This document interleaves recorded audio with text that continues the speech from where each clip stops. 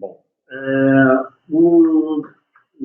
essa iniciativa chamada researchobject.org, ela vem com uma abordagem tentando descrever, associar todo o conteúdo que é gerado durante uma pesquisa, né? Então, ela considera que os objetos de pesquisa não são apenas dados, mas também coleções de dados, né? As conjuntos de dados, mas qualquer outro tipo de recurso digital que, além do PDF da publicação acadêmica, né?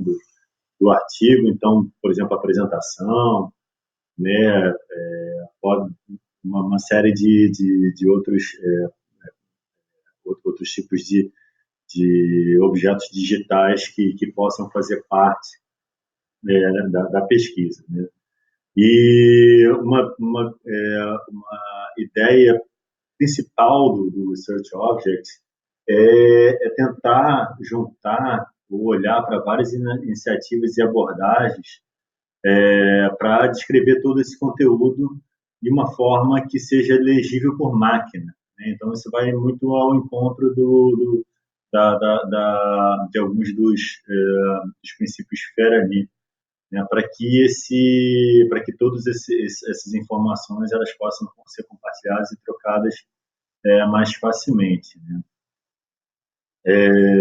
Então, se você olhar o researchobject.org, ele está envolvendo vários tipos de pesquisa. Então, se você, nesse quadro abaixo aqui, né, os objetivos, olhando para o FAIR, para o Findable, Access, Interoperable e Reusable, princípios estendidos.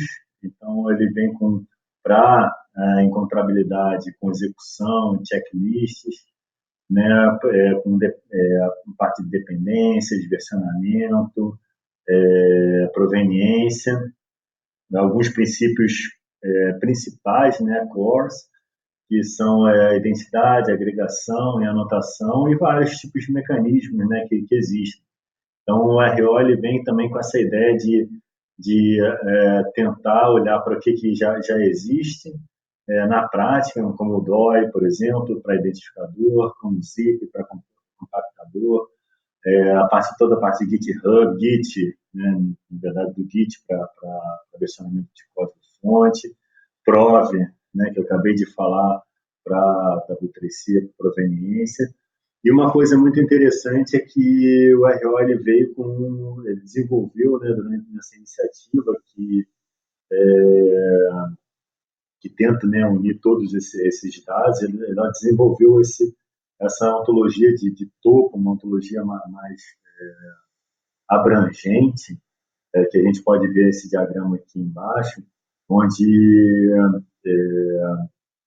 existem elementos como a entrada de uma certa pasta, né, naquele conjunto de dados, recurso, a própria ideia do objeto de pesquisa, né, o Research Object, que é descrito por algum tipo de manifesto, ou melhor, algum tipo de manifestação, a ideia de agregação de anotações, de anotações agregadas e de anotações semânticas.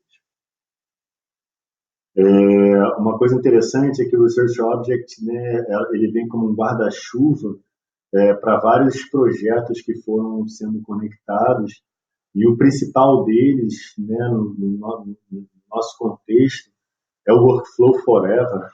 Então, se você, por exemplo, olhar para o livro do Barrett Mons, né, que é uma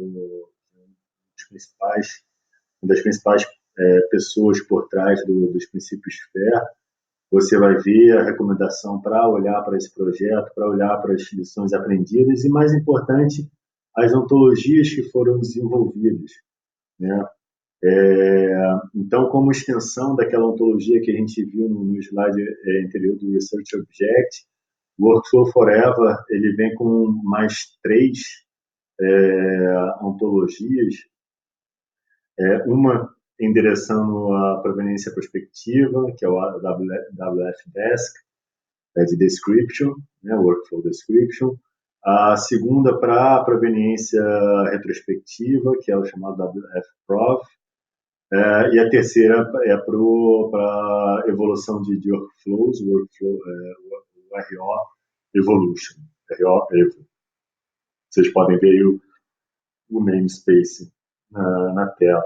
Então, olhando, e é muito interessante porque essas ontologias elas trazem os principais elementos e elementos que a gente consegue observar em outras ontologias, como a ideia de um plano, né, um plano iniciando uma coisa mais abstrata, enquanto que o workflow, né, a descrição do workflow é um tipo específico de plano, né, que tem uma série de links para dados. Esses links para dados podem ser como input, né, para dados de entrada e, e output, né, para dados de saída. E a gente vê uma relação do workflow, né, como um todo, formado por uma série de processos, subprocessos. E, claro, cada subprocesso dentro do workflow, então a gente poderia pensar como uma instrução dentro do workflow, ela tem um input específico, tem um output específico, e está ligado com um todo que é o workflow. Essa é a parte de cima do WF10. Se a gente olhar para a parte de baixo, né, da WF-Prov, que é o de retrospectiva, proveniência retrospectiva, a gente viu os elementos relacionados à execução do workflow. Então, ali em cima é sobre a especificação do workflow, e na parte de baixo é sobre as execuções daquele workflow e daquele, né, workflow concreto. E a execução do workflow, chamada também workflow run, ela pode ter várias execuções de vários processos, aí tem uma ligação muito parecida entre workflow e processo, e execução de workflow e execução de processo, onde cada execução usou algum tipo de input, isso vem do Prov. Então, aliás, essas ontologias todas elas reutilizam e estendem o W3C Prov. E, então, a execução de um processo tem input, tem output de artefatos, que é um tipo de entidade lá do Prov. Uma execução de um processo é uma atividade. E a execução de um processo, ele foi feito, né, foi executado em algum tipo de workflow engine, então algum tipo de mecanismo de workflow, algum tipo de sistema de workflow, que é um agente de software lá do Prov. E aqui à sua direita na tela, sobre o workflow, a evolução do workflow, o RO Evo. O RO Evo ele traz alguns elementos para classificar as representações de mudanças nos workflows, como a especificação de mudança, change specification, a própria mudança, né? Então, uma mudança ela uma especificação de mudança podem ter várias pequenas mudanças ali dentro, e são, né, atividades. E são uma especificação de mudança, ela leva, né, um recurso versionável de uma versão anterior para uma próxima versão. Né? E esse recurso versionável é uma entidade. Uma mudança, o que é uma mudança? Né? Uma mudança ali no workflow. O cientista de dados precisa adicionar uma instrução nova, precisa adicionar uma fonte de dados nova, precisa remover uma parte do código que está com algum tipo de problema. Né? E ainda, o que são os recursos versionáveis? Né? E aí ele faz essa ligação com um objeto de pesquisa. Então, um objeto de pesquisa arquivado, um objeto de pesquisa que está vivo, né? Ou apenas um snapshot no tempo. Embora o Workflow Forever ele seja uma das ontologias, conjunto de ontologias mais citadas na literatura, e sendo utilizada por diversas abordagens. Quando eu fui estudar ali a especificação, vi alguns problemas, e no final eu vou falar um pouquinho sobre esses problemas que dificultam até mesmo utilizar essas ontologias. Seguindo, a gente tem a ontologia chamada PIPLAN, né? Então, ontologia de proveniência e planos. Curiosidade é que uma das pessoas que trabalhou naquela outra ontologia do Workflow Forever também trabalhou nessa ontologia, o Daniel Guarrijo. Também trabalhou na próxima ontologia, então todas foram mais ou menos num espaço de tempo ali perto de 2012, 2013, mais ou menos, 2014, que eles publicaram essas ontologias. E a Holanda Gil também é uma outra cientista, uma outra pesquisadora muito reconhecida nessa área de reprodutibilidade, de ontologias para reprodutibilidade de planos e workflows. E o PIPLAN é uma ontologia muito bem feita, né? Ela é uma extensão da PROV também, da 3C PROV, também formalizada com OL, e ela vem com esses 5 conceitos aí, 5 elementos básicos, que é o plano. Então, o plano é uma extensão lá do PROV, do plano que foi introduzido no PROV, e um plano ele tem uma série de passos, né, os steps.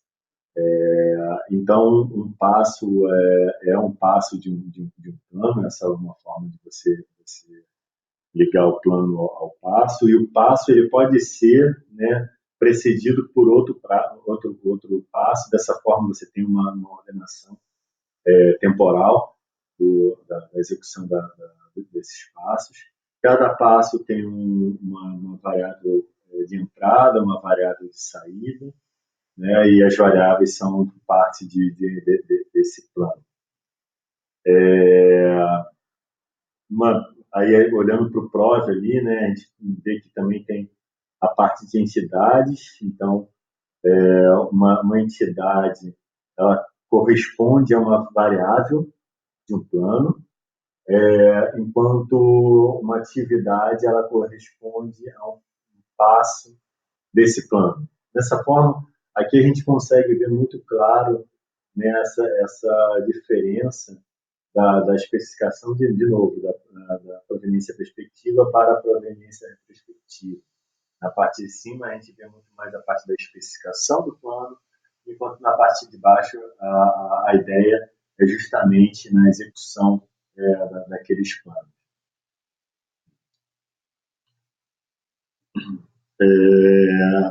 Continuando, né, existe também esse The Open Provenance Model for Workflows, o OpenMW, o modelo aberto de proveniência para workflows, e ele traz um elemento adicional. E aí, quando eu falei que o Workflow Forever tem algumas questões ali, principalmente na parte de documentação, é que ele se refere a esse conceito de template de workflow, e que é um conceito muito real e muito utilizado por cientistas, né, de começar, em vez de começar do zero, começar por um template de um workflow.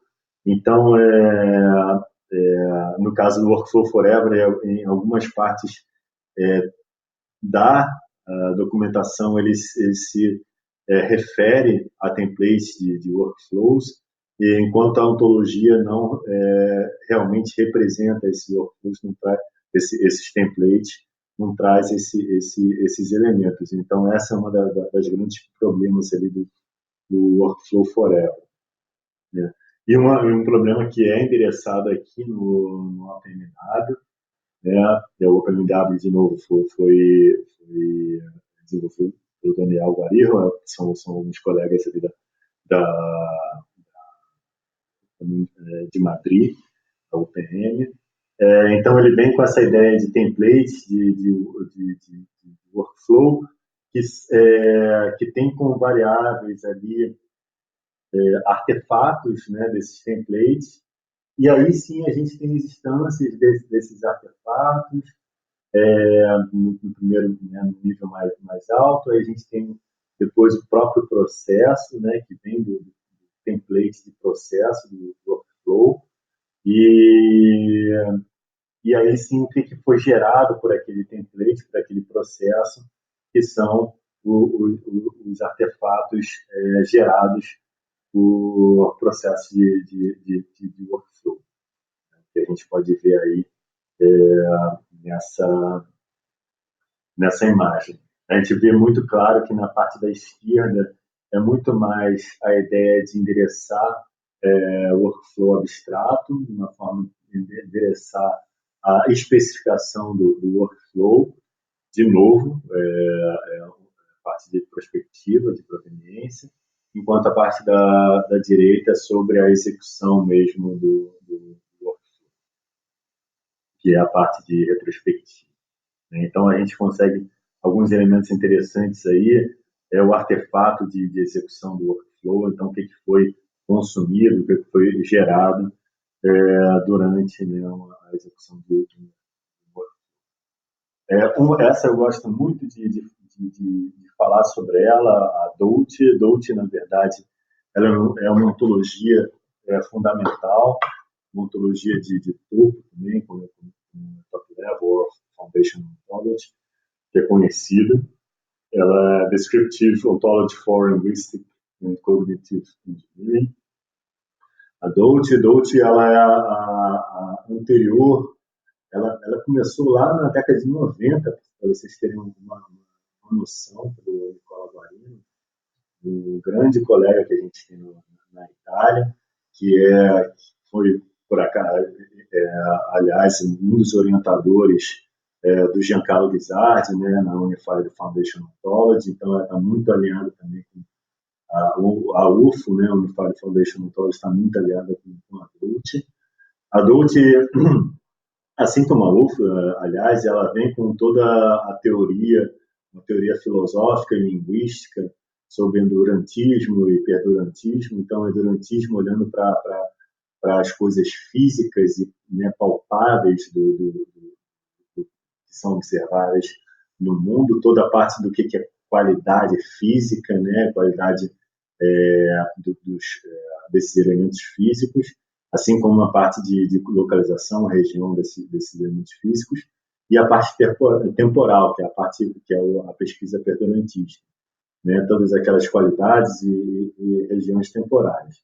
E o Dolce, né, na verdade, uma versão do Dolce, que é o chamado Dolce Ultralight, que está também, Dolce Ultralight e junto com a DNS, se não me engano, que de situações, ela tem a representação de um workflow, o que é um workflow, então ela vem com essa definição de que é um plano que define ali papéis e tarefas específicas, né, e uma estrutura específica dessas tarefas para ser executada, que geralmente ela está suportando algum trabalho de algum tipo de organização, né? Então, a gente vê que ali na ontologia do Dolce, o workflow é um tipo de plano, né, e que é um tipo de descrição, description, né? O plano, a execução de um plano, ela satisfaz um plano, né? E um plano tem como componente alguns um ou mais objetivos. Uma execução de workflow é um tipo específico de execução de plano que satisfaz um workflow que define algum tipo de papel, né? Que é um ou mais papéis sendo jogar, sendo feitos, alguns papéis sendo feitos ali dentro do workflow, como, por exemplo, o criador do workflow, o executor do workflow, o programador do workflow, e define, né, o workflow define uma série de tarefas, assim que o Dutch traz a representação de workflow. A gente olha para uma outra abordagem também bastante recente, chamada Reproduce Me, né, me reproduza. Então, ela foi até, inclusive, a última versão, ela foi publicada no início desse ano, 2019. E o Reproduce Me, ela tem uma ontologia, né, bastante grande, bem com muitos elementos, e ela também vem com a principal ideia de endereçar a questão de reprodutibilidade de experimentos científicos, né? E o que é muito interessante é que então ela vem da mesma forma, ela estende o PROV, né, W3C, ela estende o PIPLAN, né, que eu acabei de apresentar, com algumas coisas mais, com alguns elementos mais específicos, então tentando ali endereçar algumas perguntas de competência, né? Aquelas que algumas que não eram endereçadas, inclusive, pelo Workflow Forever. Então, o que é muito comum em todos esses todos, na maioria dessas pesquisas, é que os requisitos que essas ontologias devem endereçar, eles são representados como perguntas de competência, né, as competence questions. Então, o Reproduce Me traz alguns tipos de perguntas de competência que só conseguem ser endereçadas através dessas extensões que foi produzida nesse trabalho. Esse trabalho é um trabalho muito bem feito, muito bem documentado, porém existem alguns, na verdade, um grande problema do Reproduce Me é a questão da falta de modularidade na ontologia. Então, você olha para a ontologia, é uma ontologia enorme, acho que de mais de 1.000 classes, e você encontra coisas né, quando a gente desenvolve uma ontologia, a gente vem, um dos principais conceitos é a gente fazer uma ontologia modular, tentando separar, né, a questão de separation of concerns, né, separation of concerns, então tentar separar ali os principais, digamos, questões que estão envolvidas em cada um dos pontos. Então, só para dar um exemplo, né, quando eu falo essa questão da modularidade, por exemplo, se a gente olhar para a ontologia, ela traz o conceito de microscópio, ao mesmo tempo que um conceito de protocolo. Isso não são, né, são coisas diferentes, né? Então a gente poderia pensar em um módulo instrumento, por exemplo, né? Também traz uma coisa que pior ainda, na minha opinião. Ela traz, por exemplo, o conceito de célula, cell. O que qualquer pessoa, quando olha para o conceito de de célula, o que você pensa? E ainda mais aqui nesse onde que ela experimentou, onde ela fez a validação da abordagem dela. Esse daí foi um trabalho de uma continuação de trabalho já feito antes, mas por uma aluna doutorada que terminou no final do ano passado. E o que ela fez, por exemplo, nessa representação de célula, quando a gente pensa em célula, uma célula, né, humana, ou uma célula animal, na verdade, mas que, na verdade, quando você olha para o que é a definição da célula, é uma célula do Jupyter Notebook, uma célula do sistema de workflow. Então, isso deixa muito difícil o reuso desse tipo dessa ontologia, esse tipo de falta de modularização. Embora o trabalho tenha sido muito bem feito, de validação, e a própria ontologia, então, assim, como um trabalho futuro que eu sugiro para essa abordagem seria melhorar a modularização.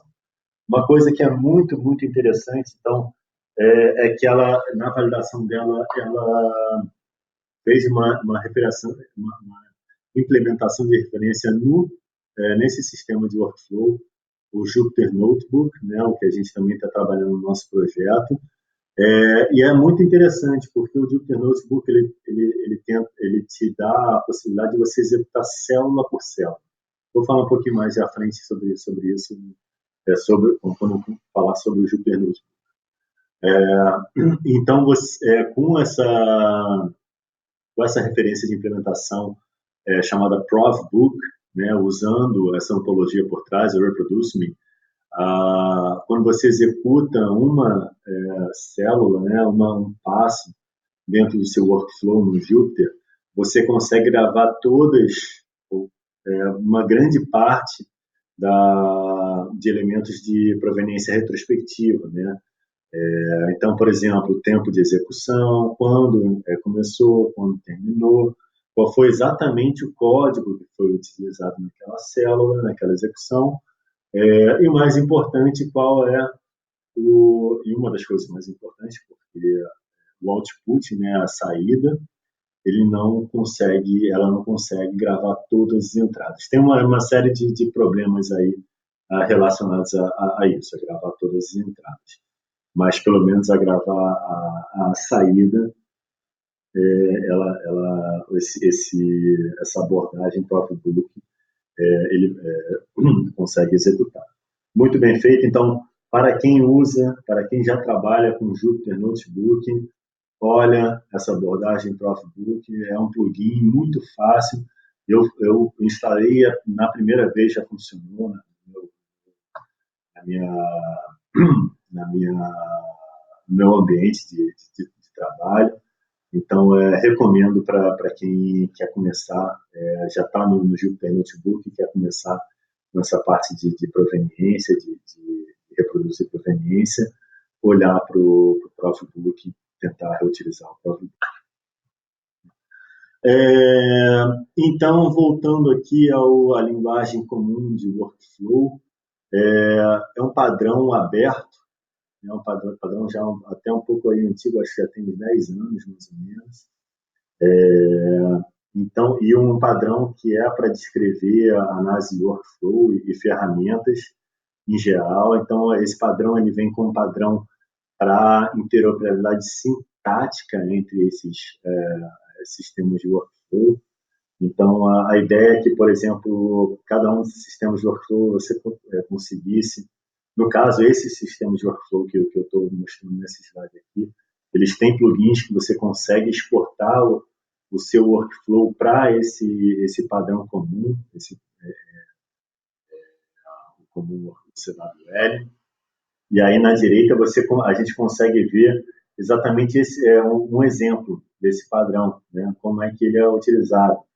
Então, cada passo, a gente consegue ver ali BWA mesmo, cada passo tem ali um link para o executar, o CWL, que descreve, né, exatamente qual é aquele passo, né, todos os comandos para executar aquele passo. Aliás, o CWL ele é orientado a comando de linha, então ele é muito orientado a ambiente Linux, inclusive, né? Ele é orientado a sistemas de alta performance, inclusive, principalmente usado em pesquisa de bioinformática, de imagens médicas, astronomia, né, física e, claro, machine learning. Então, voltando aqui ao padrão, a gente consegue ver o que são as variáveis de entrada, quais são as variáveis de saída, e aí a gente consegue ver um link, né, entre um padrão, um passo e outro passo, justamente isso, que a entrada de um passo quer dizer a saída de outro passo, né? E assim é que é feita a conexão e como consequência a ordenação desses passos. Também é importante que o CWL ele trabalha junto com algumas ferramentas de dependência ou tecnologias de dependência que hoje em dia são muito utilizadas, né, como o Docker. Docker hoje em dia é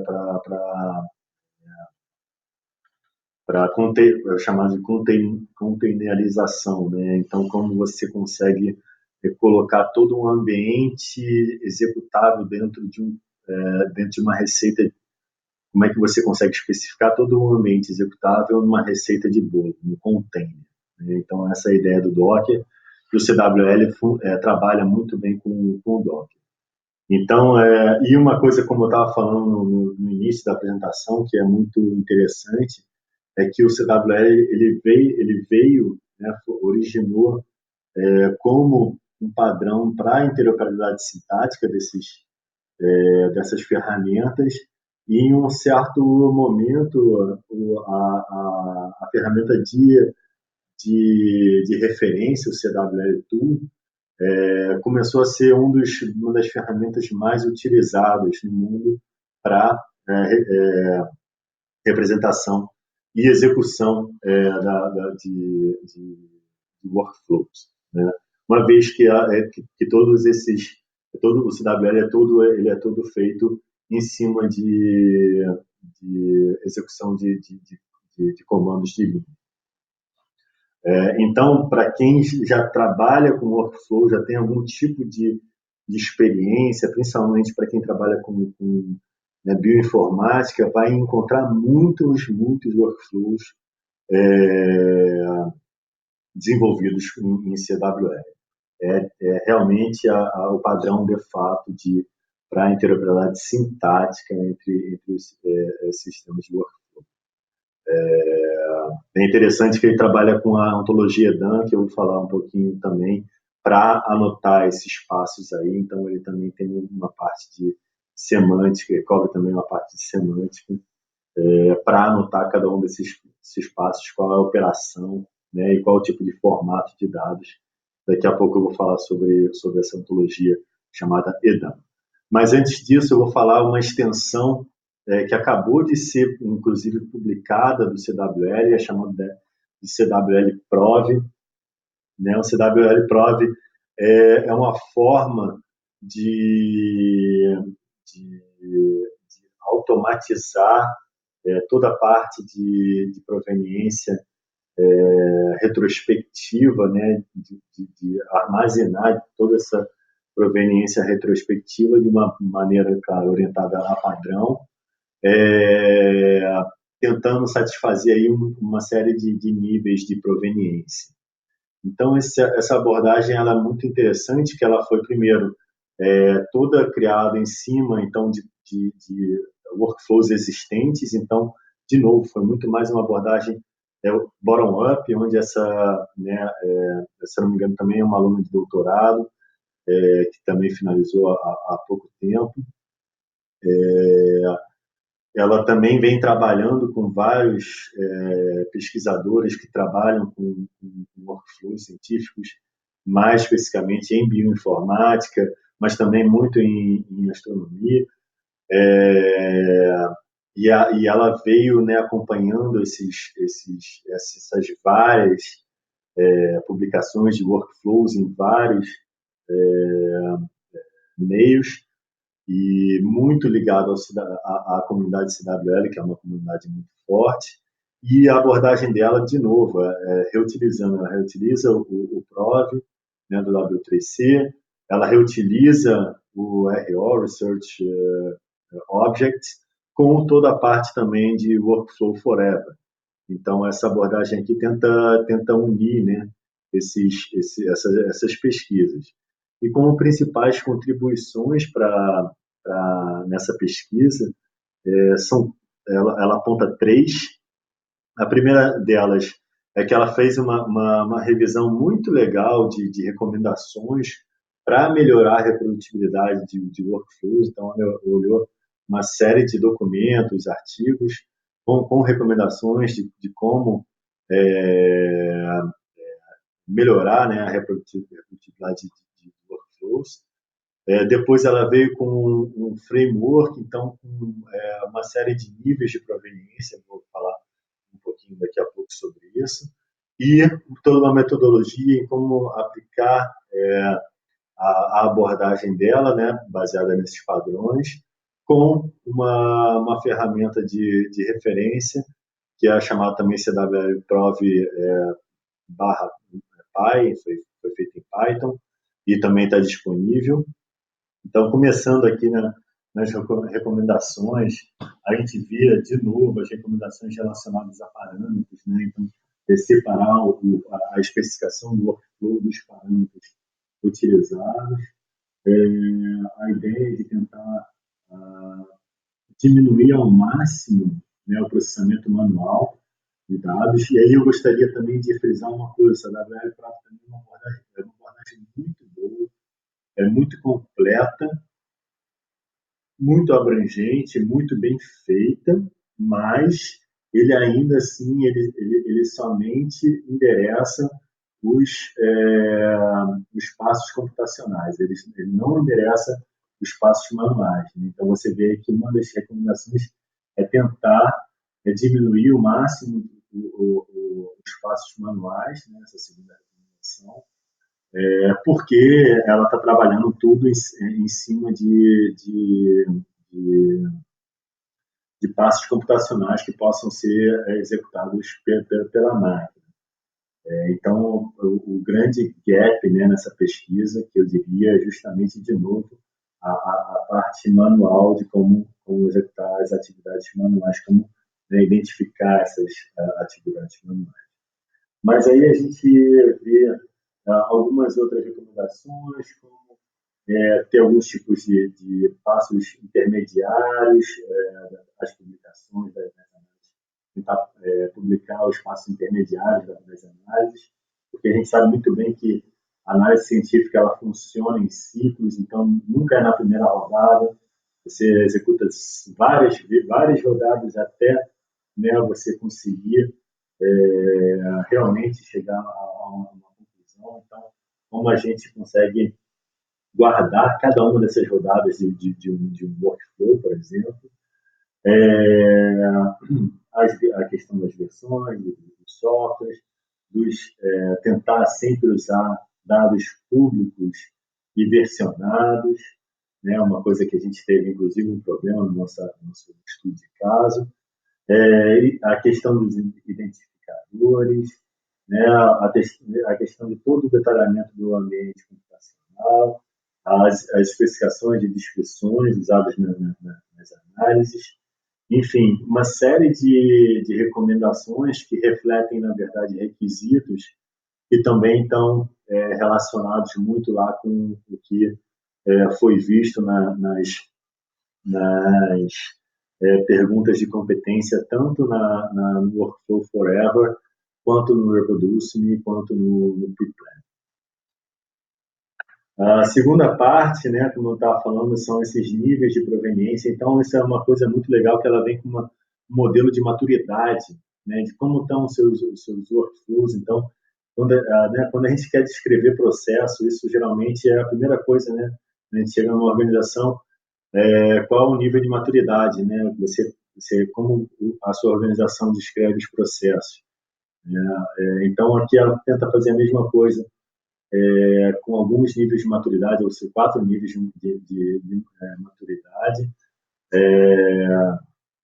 onde ela tenta mapear, né, todas aquelas recomendações para esses níveis de maturidade, começando pelo mais básico, nível 0, né, então, que no final das contas é apenas o código-fonte, isso é o mínimo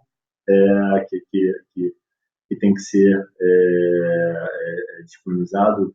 O mínimo pode ser disponibilizado, ou pelo menos o código-fonte, ou o próprio executável binário, né, com os parâmetros de configuração. Então, esse é o básico do básico, mas aí ela vai pontuando de acordo com aquelas recomendações, né, uma vez que você, né, vai endereçando cada uma daquelas recomendações, você vai subindo nesses níveis, até chegar no terceiro nível, que é sobre anotações específicas para o domínio daquele workflow, né, que é o nosso Holy Grail, né, o nosso graal aí que a gente gostaria de chegar, que é tentar ter o máximo do que é chamado de white box provenance, né, de provenância de caixa branca, então que tudo ali dentro do workflow a gente consiga seja possível reproduzir, né, e entender tudo que está ali. Esse seria o terceiro nível. A terceira parte, né, do CWL Prov é a metodologia, né, para aplicar os padrões. Então, aí a gente vê o profile, né, o perfil de ontologia que ela criou, com base no Prov, com base nas ontologias de workflow forever, quer dizer.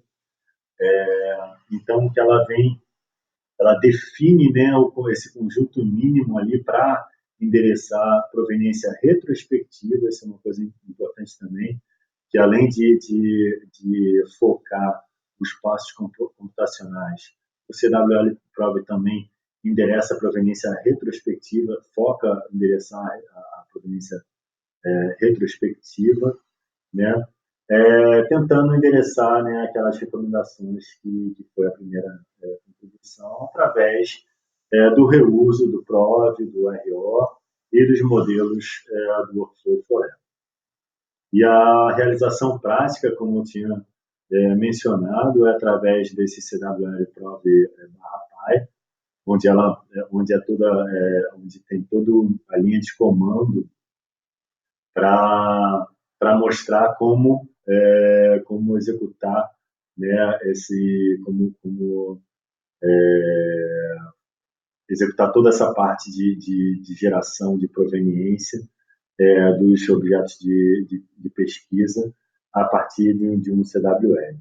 Né? Inclusive, na versão atual do CWL Tool, né, que é aquela ferramenta que eu estava falando, que é a ferramenta de referência do CWL, você passa com um parâmetro lá, proveniência, e isso já, né, quando você for executar o seu workflow, ele já grava toda a proveniência retrospectiva daquela execução, usando esse perfil aí que está nesse slide.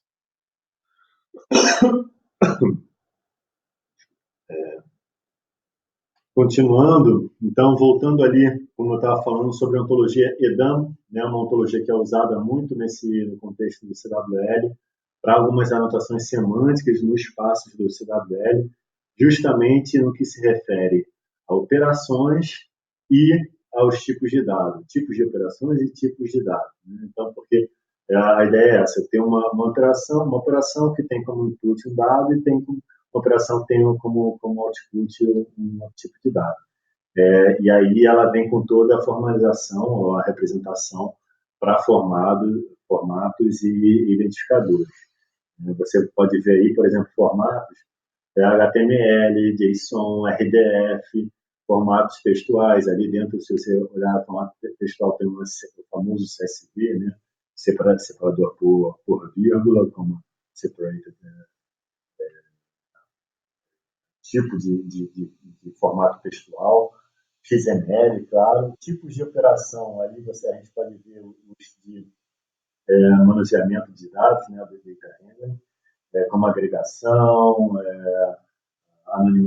anonimização, que é uma coisa muito importante, principalmente em bioinformática, quando a gente está lidando com dados clínicos.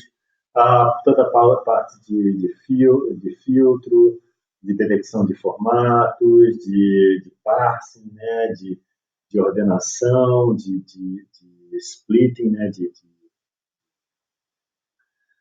bifurcação. Então, a ontologia EDAM é muito interessante, que ela traz esses tipos, né, de atividades que podem ser utilizadas. Por exemplo, é utilizada em alguns workflows descritos com CWL.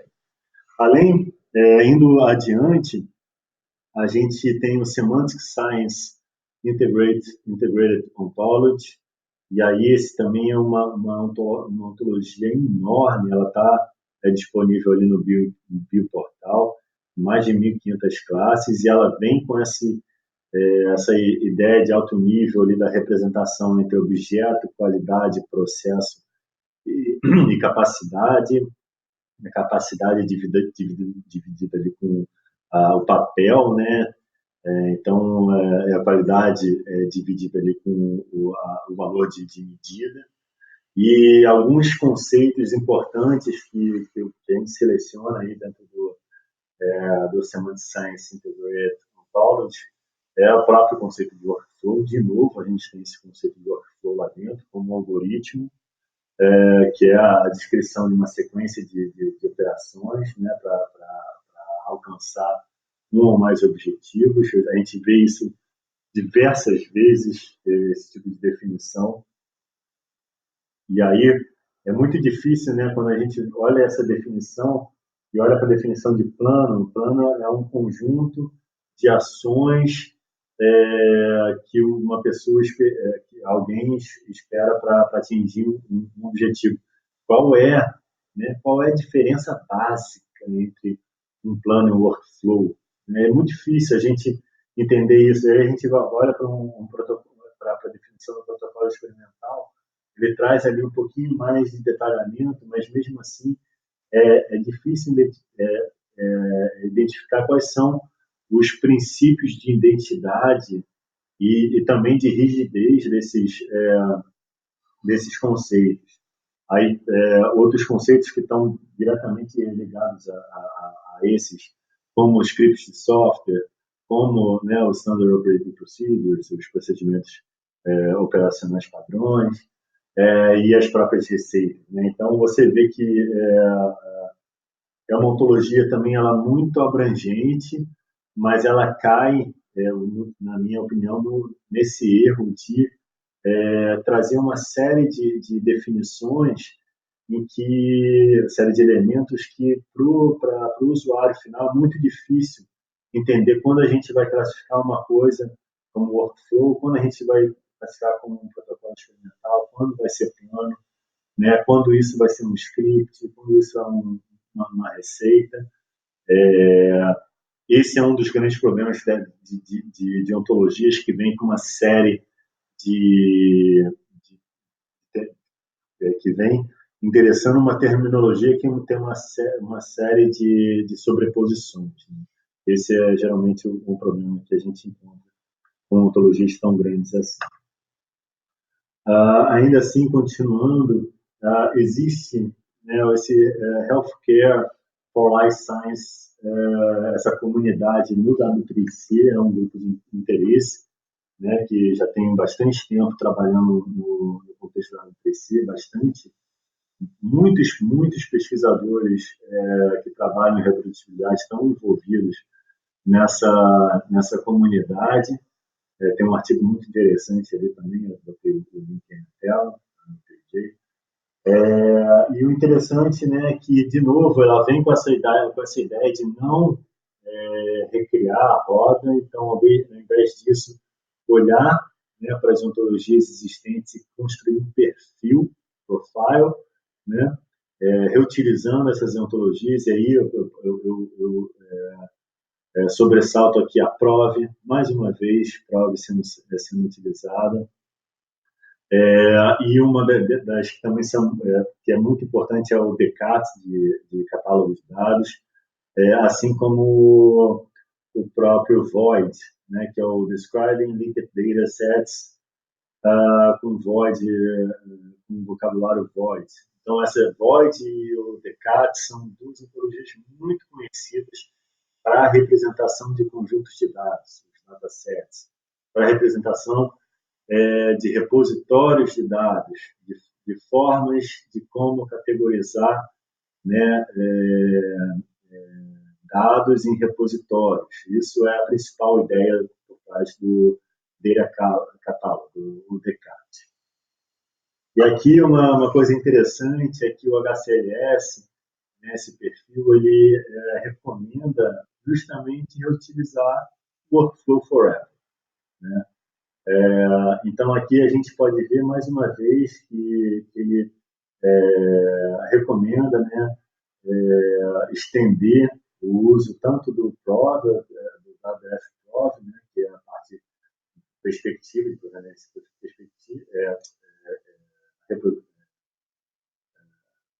retrospectiva, quanto a WF10, que é descrição, e a parte prospectiva. Aqui, então, no final das contas, a ideia foi reutilizar as ontologias do Forever para a parte de definição de workflows. Ele tem, inclusive, no padrão desse padrão aí, desse perfil HCL7, ele tem lá uma seção só sobre o uso de descritores para datasets. Aí ele vem com o número 1, que são os workflows, né? Justamente o workflow, ele fala sobre workflows gerais, o papel de usar o PROV para esses workflows mais gerais, e o papel de usar o Workflow Forever para workflows computacionais, também estendendo isso para o OPMW que a gente viu no slide anterior.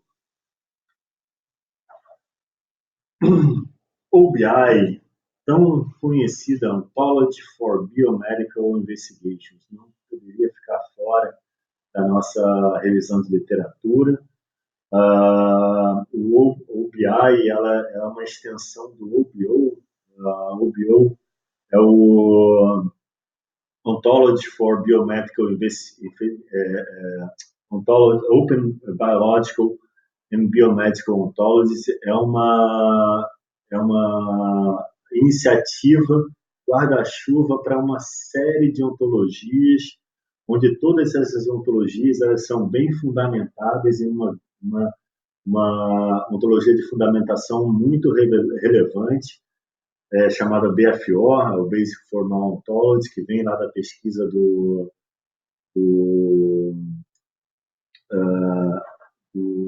lá de Buffalo, Barry Smith, um dos pais da ontologia, junto com Nicola Guarino, acho que os dois pesquisadores mais, né, aí antigos na área de ontologias fundamentais, de ontologias formais. E então a UBI, de investigações médicas, biomédicas, ela traz ali uma série de conceitos justamente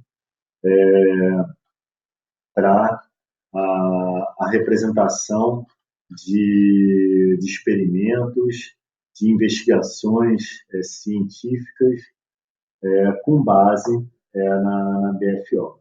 Então, também o OBI, no final das contas, ela também é ela é um conjunto de ontologias, então ela reutiliza uma série de ontologias existentes.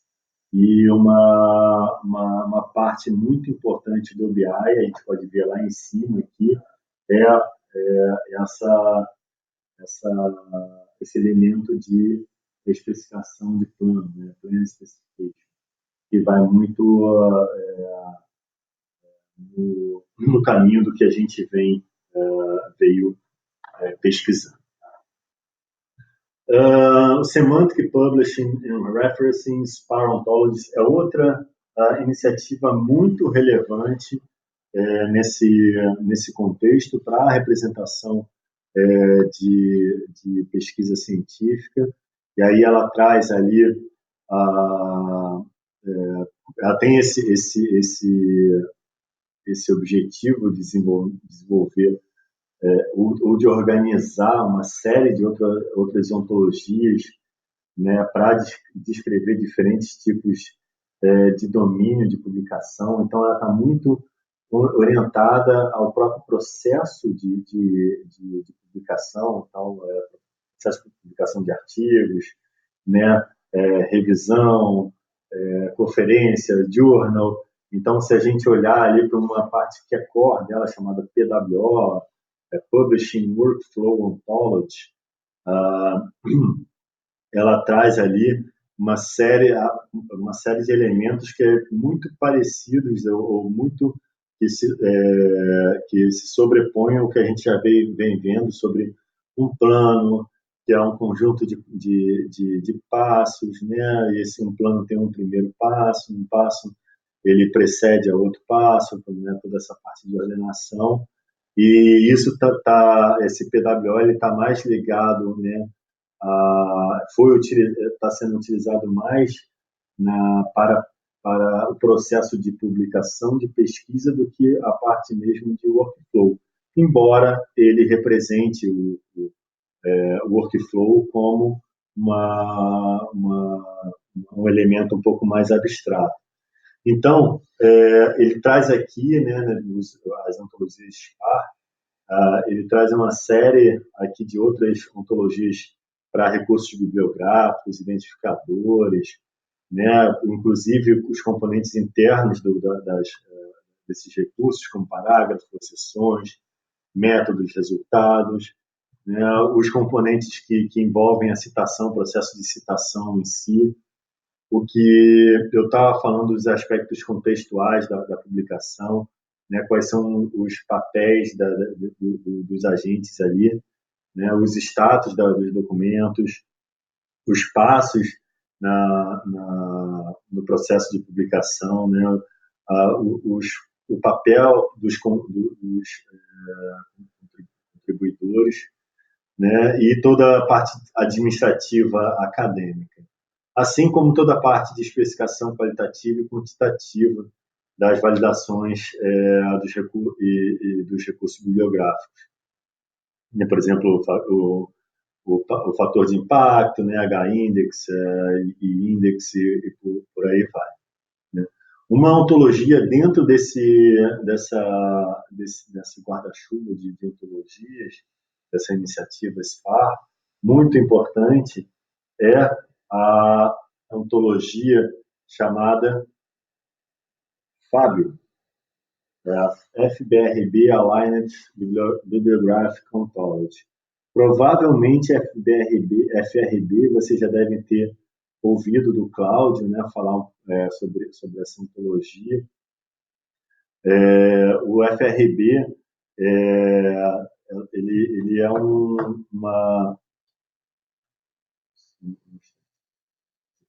o FRB são requisitos, na verdade,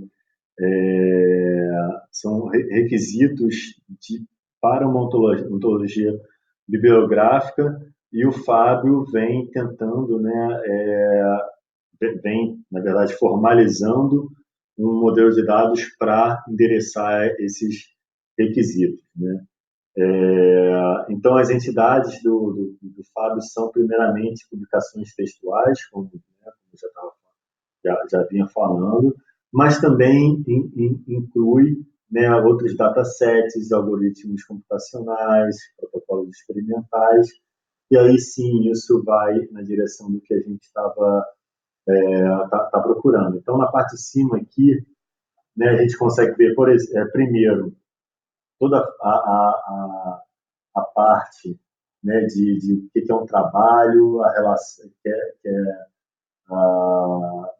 realizada por uma expressão, né, que tem um corpo que é uma manifestação, né, que pode ser uma manifestação digital, e que tem um exemplar, que pode ter um exemplar que é um item, né, que é um item digital. E a ideia justamente do Fábio foi estender essa parte do topo, né, a ontologia de fundamentação por trás disso, com a ideia de especificação, sendo, né, a especialização do trabalho, que é realizada através de um documento de especificação. E aí a gente pode ter vários tipos de especificação, como protocolo experimental, algoritmo, né, o procedimento padrão operacional e um próprio workflow. Então, a gente vê mais uma vez o elemento workflow. Outra ontologia SPAR que eu estava falando era sobre Publishing Workflow Ontology, PWO. E aí era o que eu estava falando. Ela traz essa representação também do workflow tendo um primeiro passo, tendo né, um conjunto de passos, tendo relacionamento entre passos, né? E aí um elemento muito interessante do PWO é que ele usa muito o Ontology Design Patterns. O ODP é uma iniciativa muito importante, onde existe uma série de ontologias ali de alto nível que podem ser reutilizadas, inclusive a Dolce faz parte do Ontology Design Patterns, é a principal ontologia de fundamentação por trás do Ontology Design Patterns, e o PWO ele estende algumas dos padrões, desses padrões de design, como padrão de design de parâmetro, padrão de design de plano básico, de execução básica de planos, de novo, de execução de tarefas, de novo, são elementos que a gente vê recorrentemente sendo representados nessas ontologias.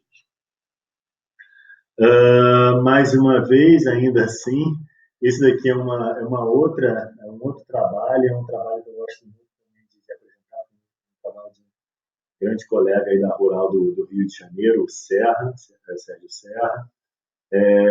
Isso daí foi o trabalho de doutorado dele lá em 2012. Então, aliás, algumas dessas iniciativas que eu venho apresentando até agora citam o trabalho do Serra, onde ele traz, né, principalmente essa ideia de ter duas visões do workflow concreto, então aquilo que tem um código de fonte ali por trás, então tem uma seção de codificação relacionada, tem um programador por trás, relacionado com o workflow abstrato, né, que tem algum tipo de descrição do workflow, né, e esse workflow abstrato ele tem um conjunto de atividades abstratas e essas atividades abstratas elas estão relacionadas com as atividades concretas do workflow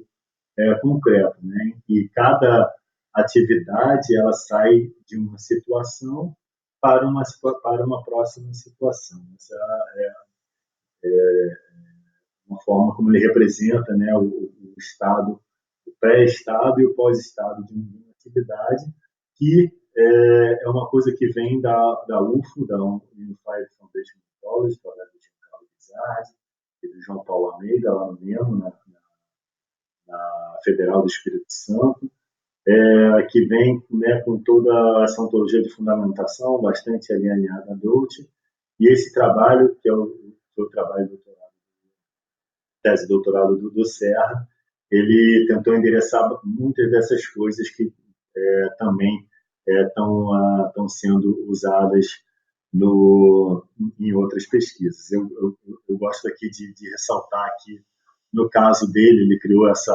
chamada Open Provenance Ontology, OVO, que, na verdade, é uma ontologia que olha um pouco sobre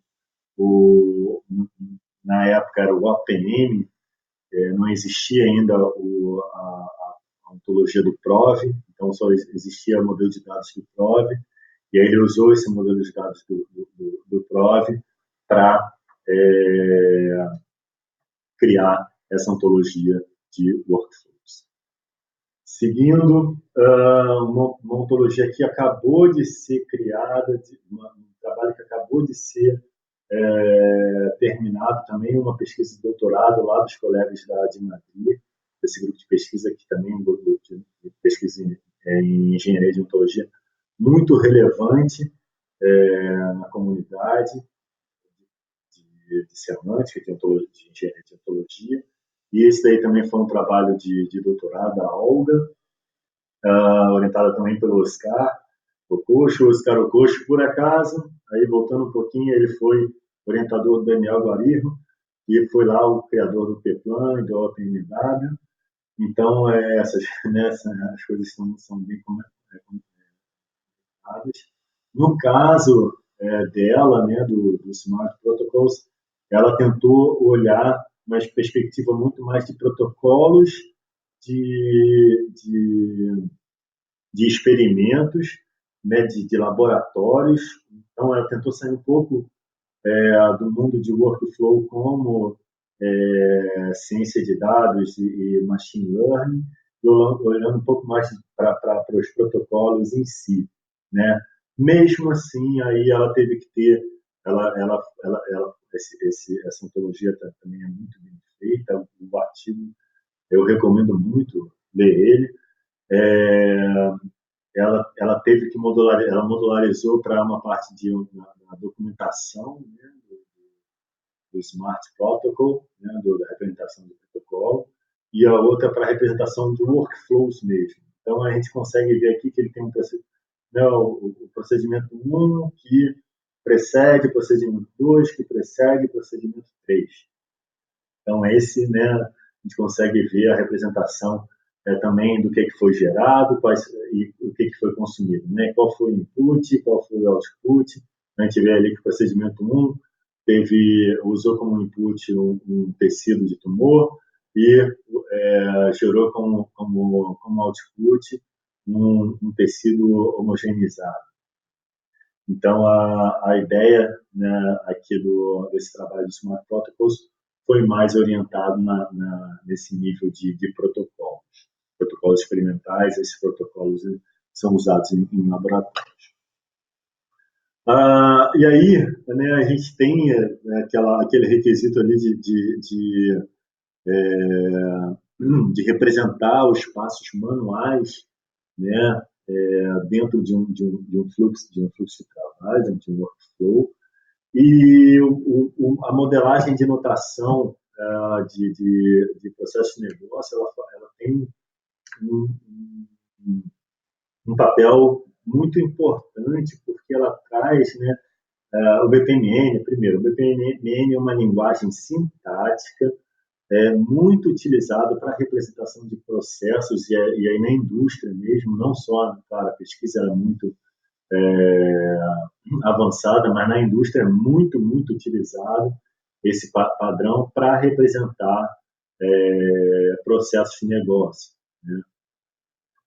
Para representar diferentes papéis, diferentes tipos de atividade e particularmente, né, ela está aí, esse daí é um padrão do MG desde 2005, é um padrão bastante antigo.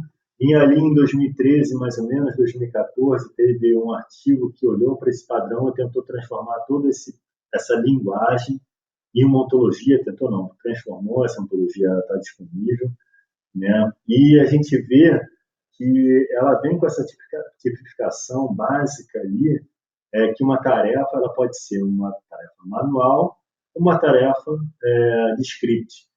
Isso ajuda muito, né? Esse é o elemento que estava faltando ali, olhando para as outras ontologias, para a gente poder classificar se aquele passo ele é um passo manual ou um script. Claro que esse daí é só uma primeira representação, né? E aí, com isso, vem uma série de outras necessidades. Quando é manual, a gente precisa identificar exatamente quais são as instruções que tem ali, qual a linguagem daquela instrução, né? Se é inglês, se é português, por exemplo. Então, essa ontologia do BPMN, particularmente da versão 2.0 da linguagem, ela também tem um papel bastante interessante. Aliás, só um detalhe, esse artigo ele foi publicado no FOIS. FOIS é o Formal Ontology for Information Systems, uma das conferências mais importantes na área de ontologias formais, e que aconteceu no Rio de Janeiro em 2014. Eu estava lá também apresentando meu trabalho de mestrado nessa época.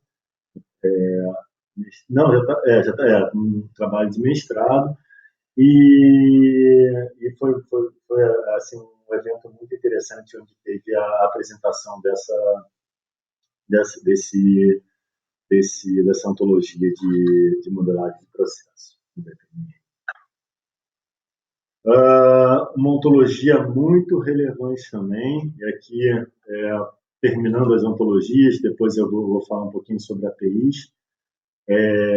A ontologia do Machine Learning Schema, então isso daí está sendo liderado por uma comunidade do W3C interessada em Machine Learning, apenas em Machine Learning, e aqui a gente vê, né, os principais elementos dessa ontologia. O principal elemento da ontologia é a execução, né, a execução de uma implementação, né, a implementação implementa um algoritmo, né, então a execução, o run, realiza um algoritmo. A implementação desse algoritmo, ele na verdade, ele faz parte faz parte de um software, né?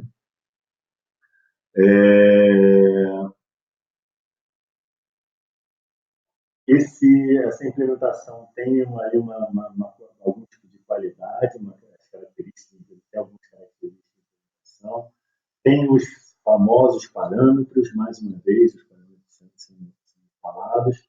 Então, uma execução, né, é a execução de uma implementação, e uma execução nada mais é do que parte de um experimento, e um experimento é parte de um estudo.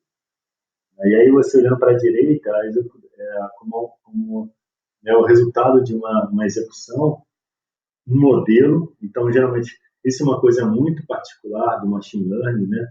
Machine Learning, a ideia é que, como resultado de um algoritmo de Machine Learning, é produzido um modelo. Esse modelo tem uma série de características, né? E assim como a geração desse modelo, a validação, né, desse modelo também é gerada pelo algoritmo do Machine Learning.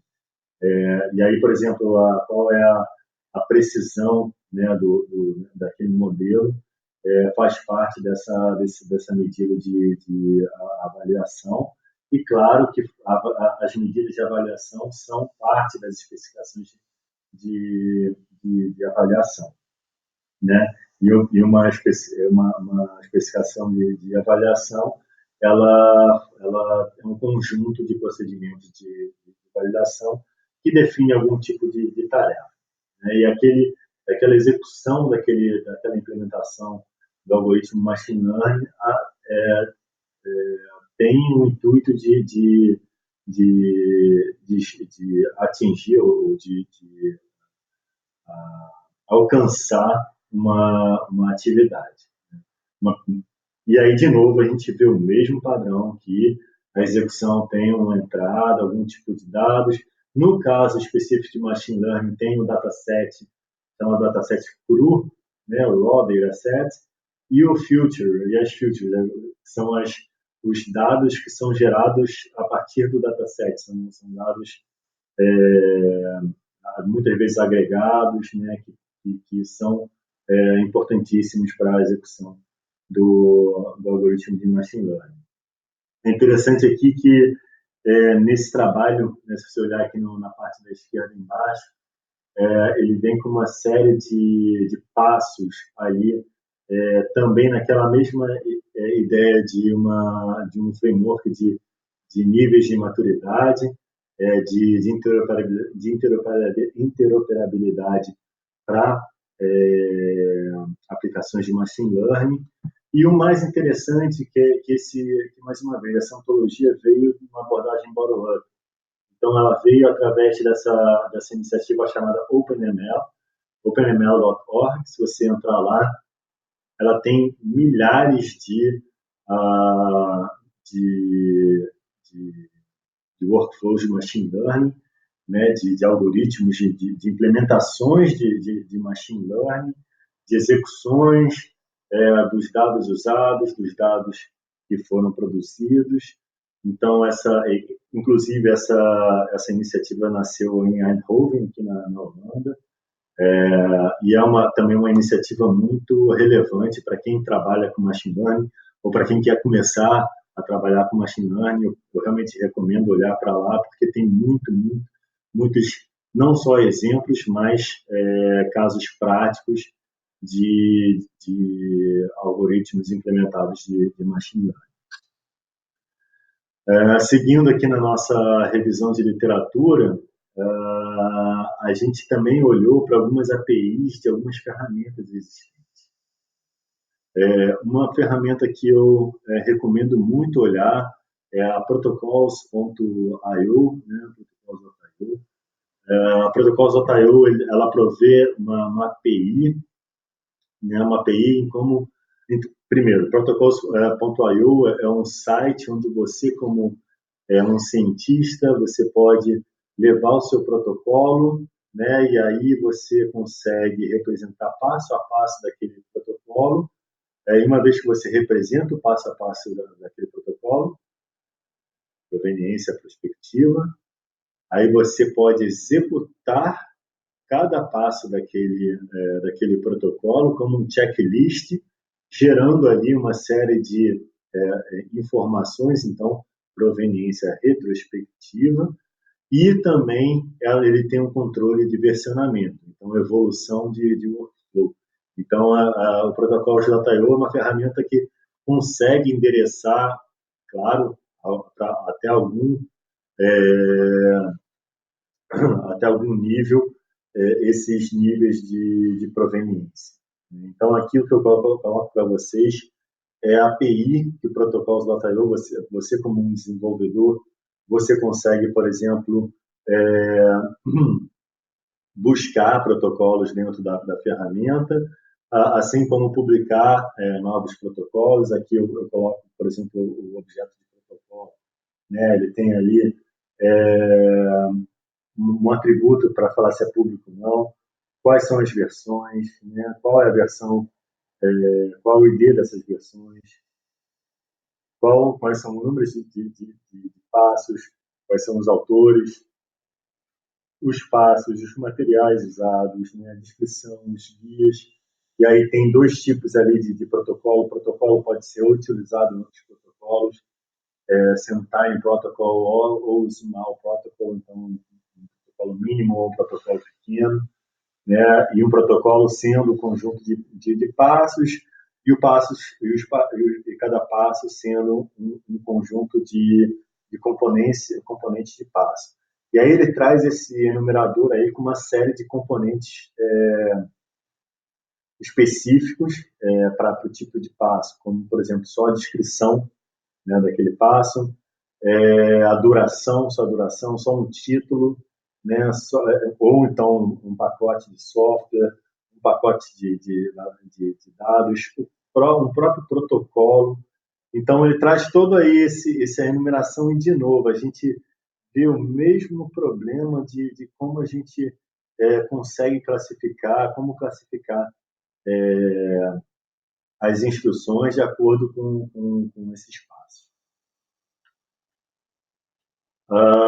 Ainda aqui do Jupyter Notebook, né? Então, aqui também ele vem com uma representação interna. Eu estava falando sobre células, né? Células do Jupyter Notebook. Então, você vê aí no seu lado direito, esse daqui é a interface do usuário. Então, nesse caso do Jupyter Notebook, geralmente o usuário é um programador que está ali escrevendo código, então consegue para cada linha ali escrever aquele código que é usado e qual é o output daquele código. Então, você vê, por exemplo, o quadro verde do lado direito, né, da interface do usuário, a gente consegue ver o mesmo elemento, como é que ele é descrito internamente como uma mensagem JSON, né, uma mensagem de valor, de chave-valor, de par chave-valor.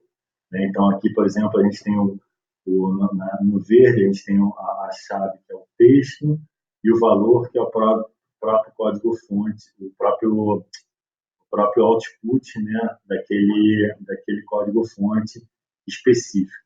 Ele aponta o código-fonte aqui, né, através desse elemento source.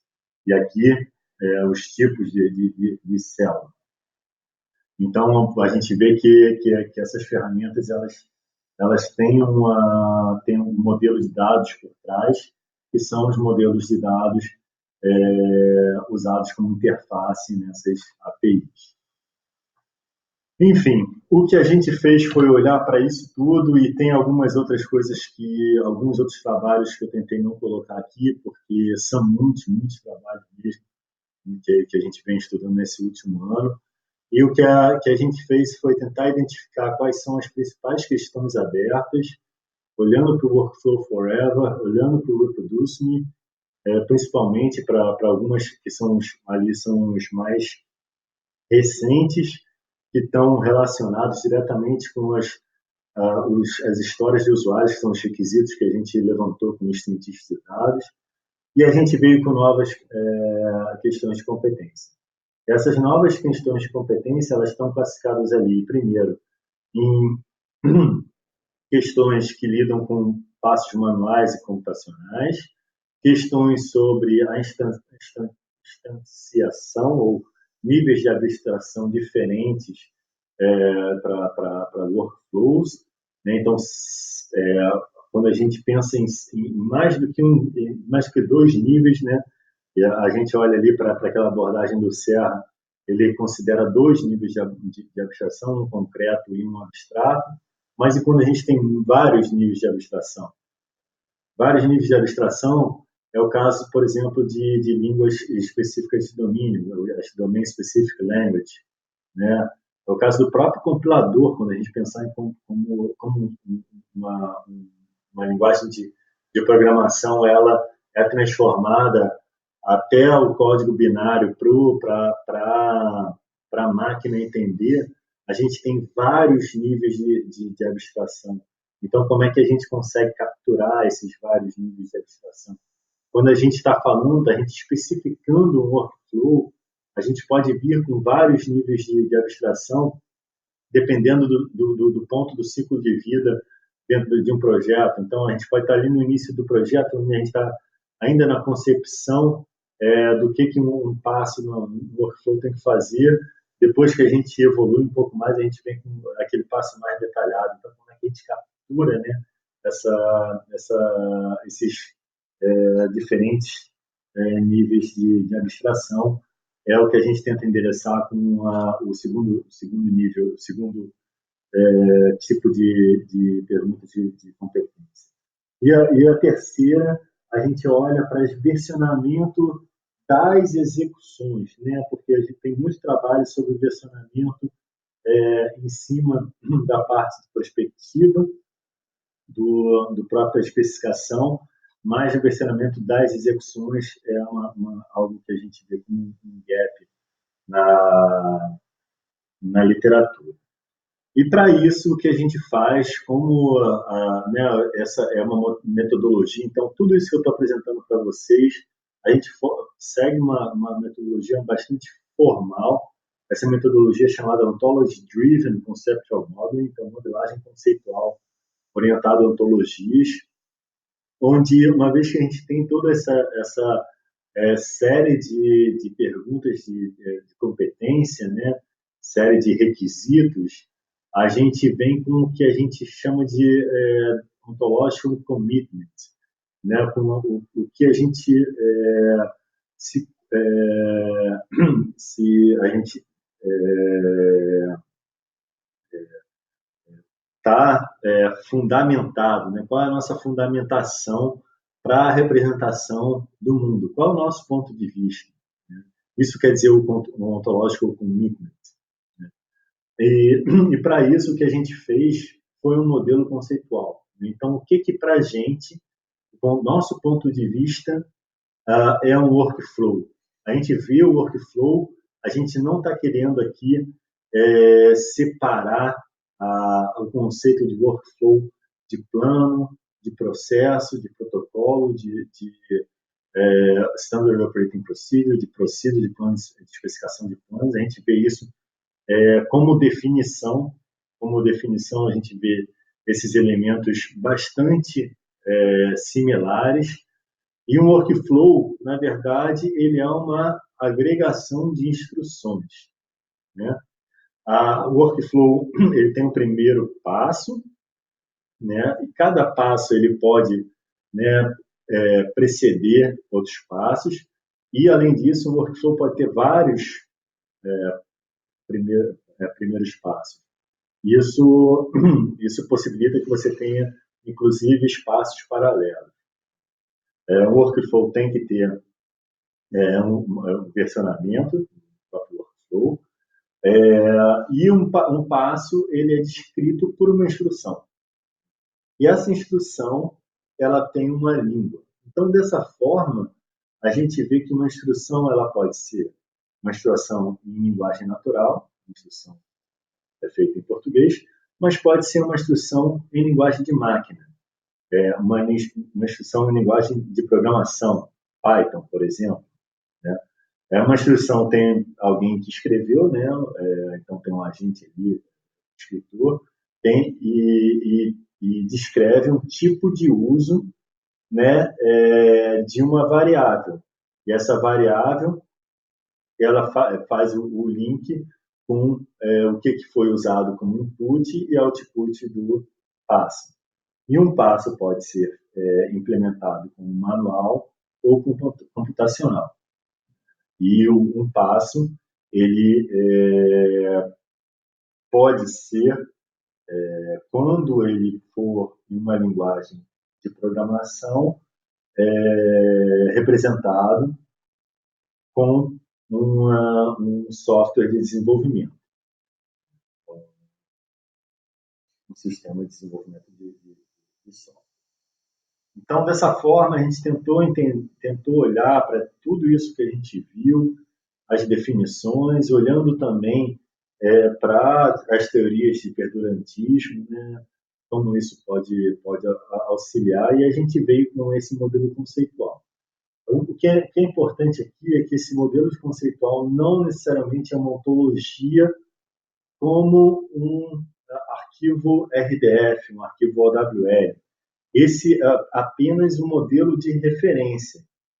Apenas porque a gente não é a partir dele, não necessariamente a gente vai executá-lo, vai serializá-lo em algum tipo de linguagem de implementação de ontologia, como RDF ou AWL. Esse daqui é um modelo de referência, é um guia, é uma forma de nos guiar quanto às nossas escolhas.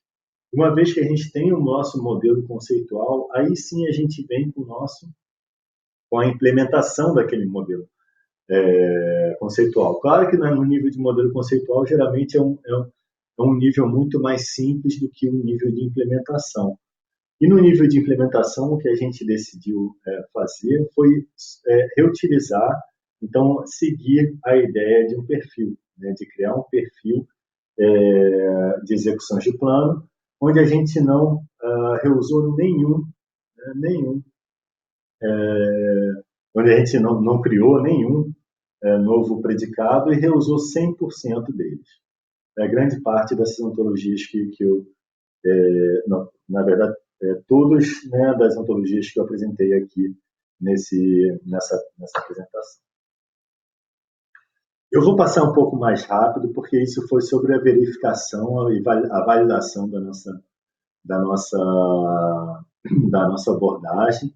A gente fez isso com esse caso de uso chamado OpenPredict.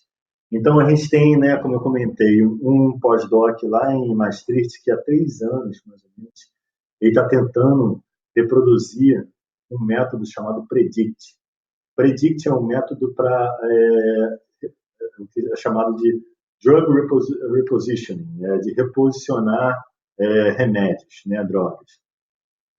E o Predict ele vem com o Predict original, ele vem tem essa publicação lá em 2011 descrevendo todo o workflow de machine learning, então é uma workflow de machine learning, em como fazer esse tipo de machine learning, de workflow, através de relacionamento entre diferentes tipos de drogas, com diferentes tipos de efeitos colaterais, E aí tem clusterização de proteínas, então tem uma série ali de elementos que eu não vou entrar em, em detalhe, para tentar reposicionar uma droga. Então, uma droga que era usada, por exemplo, né, o exemplo mais clássico, isso daí foi lá em 2010, mais ou menos, ou antes até, foi o exemplo daquele remedinho azul,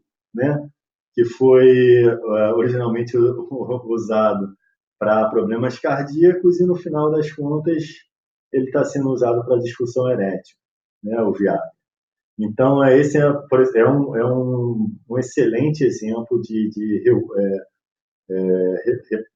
repropósito de remédios. Né? Um remédio que foi criado com um intuito, mas orientado para um grupo de pacientes, mas que de repente ele pode ser usado para tratar outro grupo de pacientes com outro tipo de problema. E aí, só para. A gente acabou de submeter o artigo explicando esse caso de uso. Está aberto lá no Archive, então está aí o link para quem quiser procurar, está aí na parte da direita abaixo, explicando toda a ontologia, o perfil que a gente criou e todo o caso de uso. Então, eu vou passar aqui um pouco mais rápido, porque aqui eu entro nos detalhes, né, de cada passo e como a gente representou cada passo, usando a nossa ontologia, como a gente validou a nossa abordagem olhando, né, para os princípios FAIR e tentando verificar como cada princípio FAIR foi endereçado, mas também olhando aqui em como o nosso profile, o nosso perfil, né, de ontologia que a gente criou, consegue responder cada uma daquelas perguntas de competência. Então, para cada uma daquelas perguntas de competência, né, que estavam ali organizadas em 3 níveis, a gente também respondeu através de consultas SparkL, que é consultas feitas em cima de dados representados em RDF. Por fim, aqui a gente teve muitos desafios para reproduzir o Predict, e ainda assim a gente não conseguiu ainda chegar no mesmo nível de precisão. Então, por exemplo, o Predict original tem 90%, se não me engano, de precisão, e a gente, agora, na segunda versão do OpenPredict, a gente está conseguindo chegar a 85% de precisão. Além disso,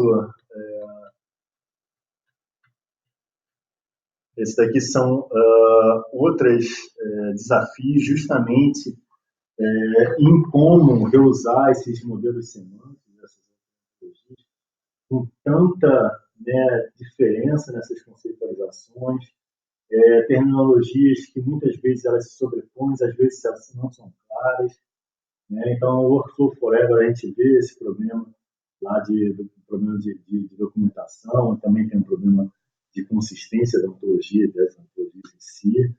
A gente recomenda muito para olhar para o Dolce Ultralight, ele é muito fácil de reutilizar, ele dá toda essa ontologia de fundamentação, assim como o Prove e o Preplan, são muito fáceis de reutilizar e de estender.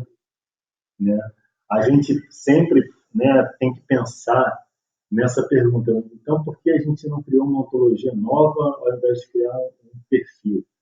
A minha opinião é que toda vez que a gente cria uma ontologia nova, se a gente não cria os alinhamentos para as ontologias existentes, a gente só piora o problema da interoperabilidade semântica. E quando a gente reusa as boas ontologias, é o contrário. Quando a gente reusa as boas ontologias e traz novos alinhamentos entre essas duas ontologias, aí sim a gente está endereçando e melhorando a interoperabilidade semântica entre essas representações. Ainda assim, sempre a questão de quando reificar ou não um relacionamento. Na área de modelagem conceitual, isso é um assunto para muita pesquisa, né? E isso também acho que vai, que está muito, sobrepõe muito a ciência da informação em si. Então, quando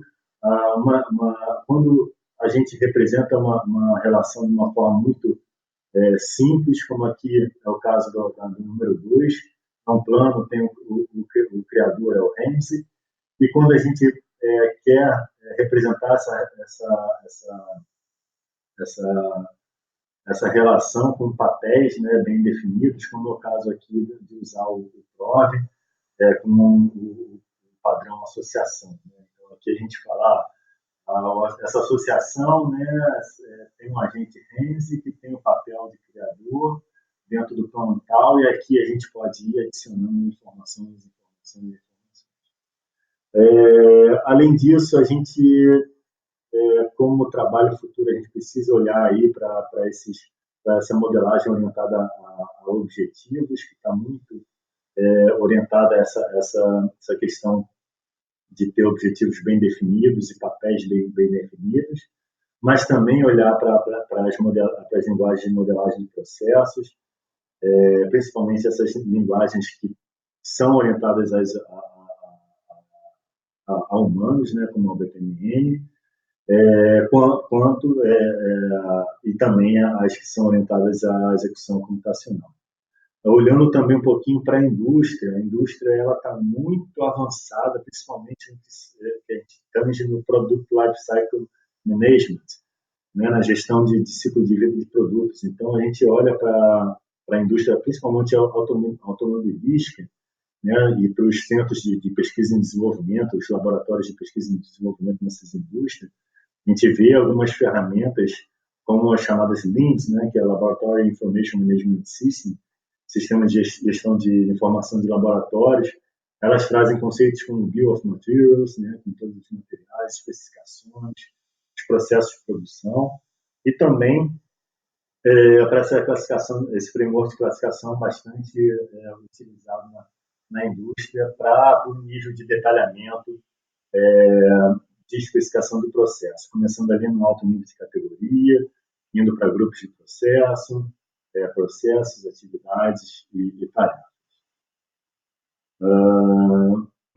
Então, para concluir esse trabalho, essa apresentação, a gente apresentou aí, né, alguns guias em como transformar workflow científico em fair e open. A gente veio com uma abordagem bottom-up com um exemplo real e que um exemplo que tem uma capacidade enorme, inclusive de impactar a indústria farmacêutica. A gente vem com esses novos requisitos para reprodutibilidade que não estavam sendo endereçados nas outras pesquisas, sendo descritos como questões de competência. A gente vem com esse novo perfil de ontologia aberto, podendo ser utilizado. E a gente aprendeu, né, que é muito, muito difícil reutilizar os modelos semânticos.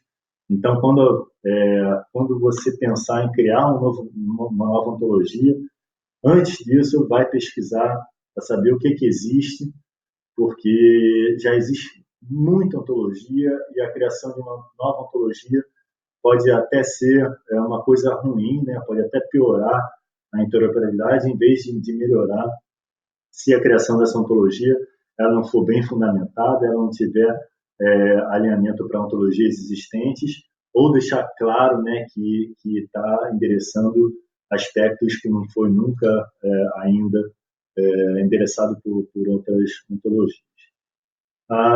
No momento, a gente está desenvolvendo o Workbench, né, do FAIR, esse plugin de referência de implementação do notebook, e ainda a aplicação da nossa ontologia ainda ela é feita de uma forma muito manual, que necessita de um esforço muito alto, mas a gente está trabalhando justamente em como a gente consegue automatizar isso dentro de uma ferramenta de sistema,